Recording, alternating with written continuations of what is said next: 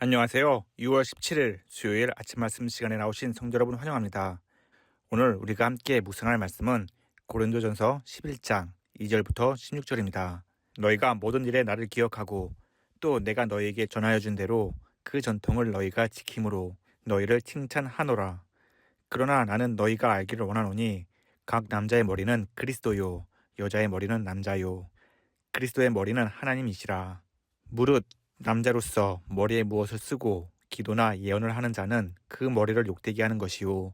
무릇 여자로서 머리에 쓴 것을 벗고 기도나 예언하는 자는 그 머리를 욕되게 하는 것이니 이는 머리를 민 것과 다름이 없음이라. 만일 여자가 머리를 가리지 않거든 깎을 것이요. 만일 깎거나 미는 것이 여자에게 부끄러움이 되거든 가릴지니라. 남자는 하나님의 형상과 영광이니 그 머리를 마땅히 가리지 않거니와 여자는 남자의 영광이니라.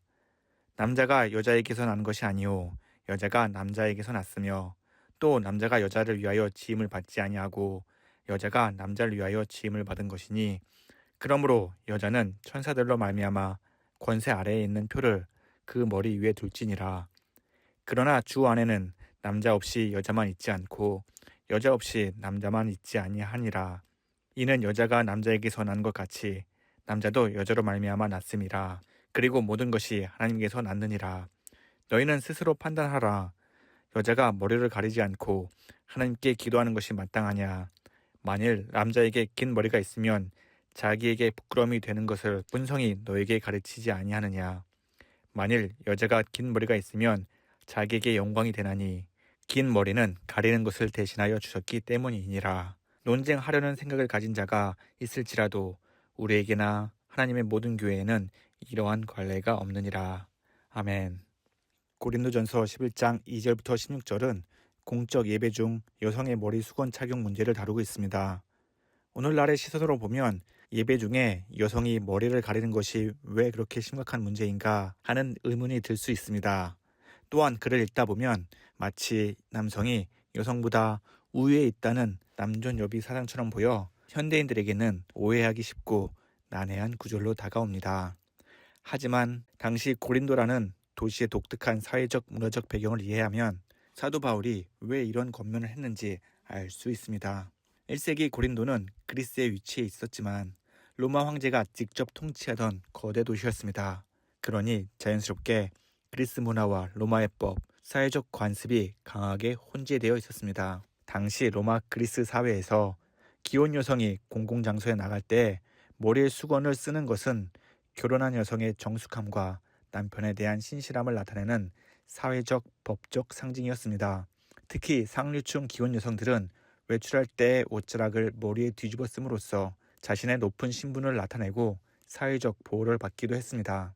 반면에 이러한 문화 속에서 머리를 가리지 않거나 짧게 자른 여성들은 당대 사회에서 부도덕하다고 낙인 찍힌 이들이었습니다. 특히 간통죄를 저지르거나 남편을 거부하고 가정을 이탈하여 법적, 사회적 처벌의 의미로 수건을 박탈당하고 머리가 짧게 밀린 여성들이 그러했습니다. 이처럼 머리에 수건을 쓰느냐 마느냐는 단순한 패션의 문제가 아니라 사회적으로 자신의 신분과 정숙함 그리고 가정을 지키고 있는지를 나타내는 중요한 척도였습니다. 이러한 상황 속에서 사도 바울이 전한 복음은 고린도 교회 여성들에게 거대한 해방감을 선사했습니다. 바울은 갈라디아서 3장 28절에서 유대인이나 헬라인이나 종이나 자유인이나 남자나 여자나 다 그리스도 안에서 하나라고 말했습니다. 그리고 고린도 교회에서도 동일하게 가르쳤을 것입니다. 남녀의 사회적 차별 없이 모두가 예수 그리스도 안에서 평등하며 공동체를 함께 세워가는 소중한 지체라고 바울은 가르쳤던 것이지요. 하지만 복음이 준 이 자유는 예기치 못한 교회 내 갈등으로 이어졌습니다. 성령의 은혜를 경험하고 예배 중에 공적으로 기도와 예언을 하게 된 여성들 중 일부가 그리스도 안에서 완전히 자유해졌으니 차별과 억압의 상징인 머리수건을 쓰지 않은 채 예배에 참석하기 시작한 것입니다. 이러한 행동은 교회 안팎으로 심각한 부작용을 낳았습니다. 먼저 교회 밖의 시선이 문제였습니다. 고린도 사회 전체 시각에서 보면 교회는 이제 막 시작된 작은 신흥 종교에 불과했습니다. 수많은 종교가 혼재된 고린도에서 아직 큰 영향력이 없었던 교회가 오해를 사기란 너무 쉬웠습니다. 세상 사람들의 눈에 수건을 벗고 예배를 드리는 여성들은 가정을 저버린 부도덕한 이들이나 물란한 여성들처럼 보였던 것입니다. 이러한 도덕적 오해는 복음을 전파해야 할 교회에 치명적인 걸림돌이 되었습니다.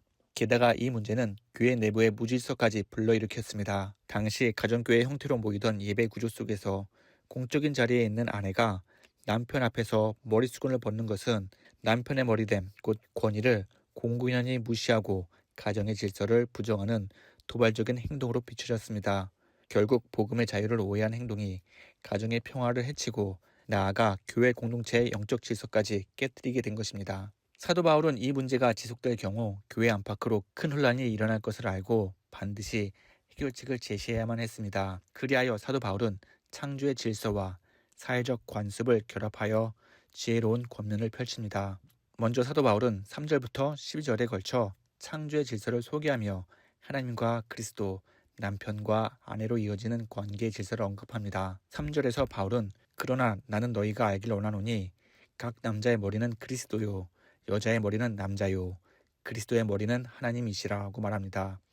이 말씀 속에서 그리스도는 남자의 머리로서 한 번, 하나님을 머리로 두신 분으로서 또 한 번, 총 2번 언급되며 전체 관계 질서의 중심축을 이룹니다. 바울이 이러한 구조를 가져온 이유는 당시 고린도 교회 남편들에게 잘못을 깨우치기 위함이기도 했습니다. 아내 위에서 마음대로 권력을 휘두를 것이 아니라 남편들 역시 복종해야 할 머리, 그리스도가 계심을 상기시킨 것입니다.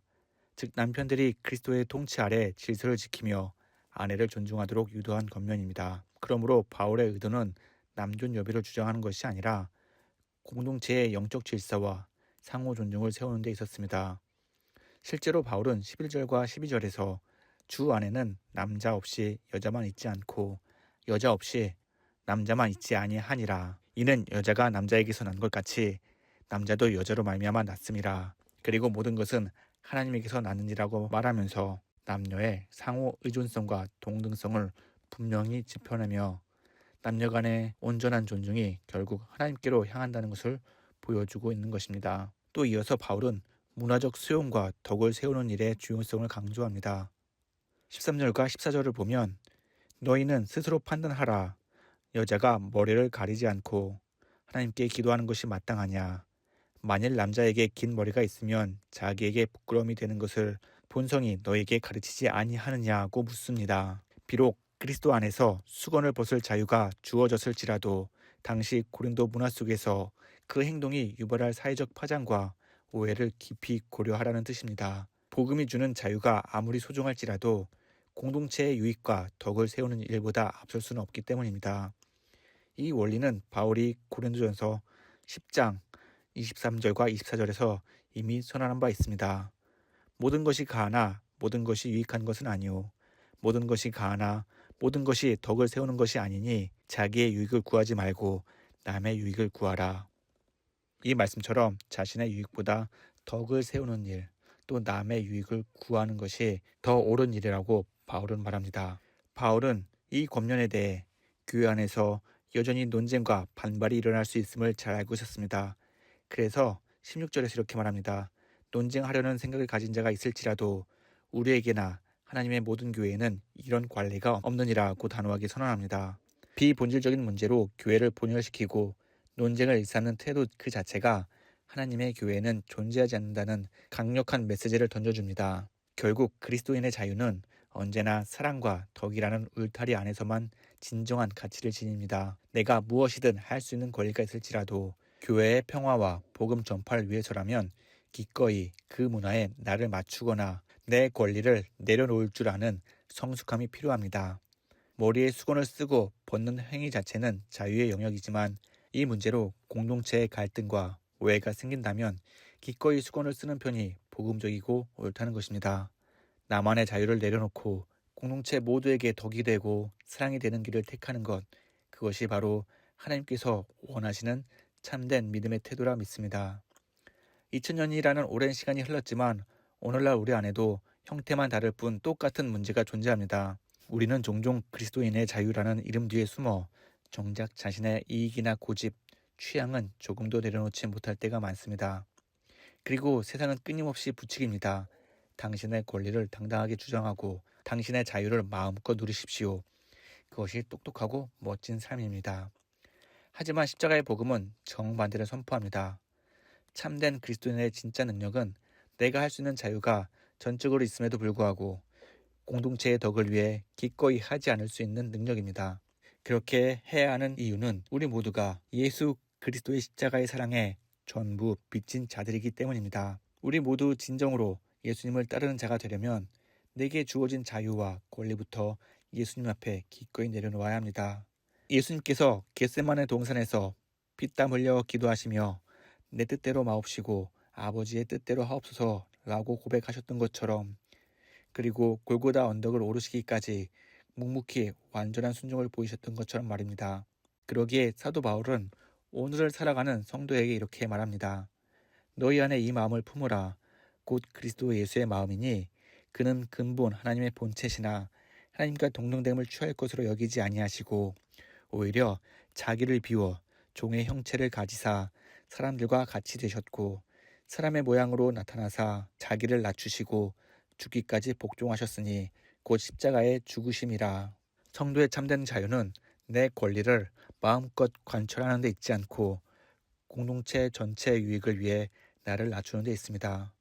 가장 높은 하늘 영광을 버리고 우리를 위해 종의 형체로 자기를 비우신 예수님의 순종을 닮아 나의 자아를 내려놓고 교회의 덕을 세워가야 합니다. 성도가 내 권리보다 사랑을 선택할 때 성도는 비로소 이 어두운 세상 속에서 복음의 찬란한 영광을 드러내는 온전한 그리스도인으로 서게 되리라 믿습니다. 이러한 마음을 가지고 오늘도 하나님께 영광을 돌리며 살아가는 저와 서문의 모든 가족이 되기를 축원합니다. 다 함께 기도하겠습니다. 참 좋으신 하나님 아버지, 하나님의 크신 은혜 가운데 소망 가득한 새 하루를 시작하게 하심을 감사합니다. 오늘 하루도 온 맘 다해 하나님을 사랑하게 하시고 범사에 감사하며 우리 삶을 통해 오직 하나님께만 영광 돌리는 복된 날이 되게 하여 주시옵소서. 하나님, 예수님께서 십자가에서 흘리신 보혈로 우리에게 죄에서 자유케 되는 참된 자유를 주심에 감사드립니다. 예수님께서 핏값으로 사신 이 고귀한 자유를 나의 유익과 육신의 정욕을 채운 데만 사용하지 않게 하여 주시옵소서. 언제나 내 권리보다 교회 공동체를 먼저 생각하게 하시고 기록된 말씀처럼 우리에게 주어진 자유가 교회의 덕이 되며 복음이 세상 속에 널리 퍼져나가는 통로로 쓰임받게 하여 주시옵소서. 그리하여 주님의 몸된 교회가 하나님 보시기에 가장 아름답고 건강한 공동체로 든든히 서가게 하여 주시옵소서. 하나님을 바라보며 오직 말씀에 순종하며 저 천국을 향해 오늘도 힘차게 살아가도록 주님 인도하여 주시옵소서. 세상에 수많은 유혹이 있을지라도 우리의 삶의 인도자이신 예수님만을 의지하며 흔들리지 않는 마음으로 모든 유혹을 이겨내게 하여 주시옵소서. 그리하여 우리 삶 속에 예수 그리스도의 아름다운 향기가 나타나게 하시고 오늘 하루의 끝에 주님 앞에 섰을 때에 착하고 충성된 종이라고 칭찬받는 승리의 하루가 되게 하여 주시옵소서. 이 모든 말씀 살아계신 예수 그리스도의 이름으로 간절히 기도합니다. 아멘. 오늘 저녁에 열리는 찬양과 기도의 밤에는 송두선 선교사님께서 귀한 은혜의 말씀을 전해주십니다. 성도 여러분 많이 참석해 주셔서 함께 뜨겁게 기도하고 은혜를 누리는 풍성한 시간 되시기를 바랍니다. 감사합니다.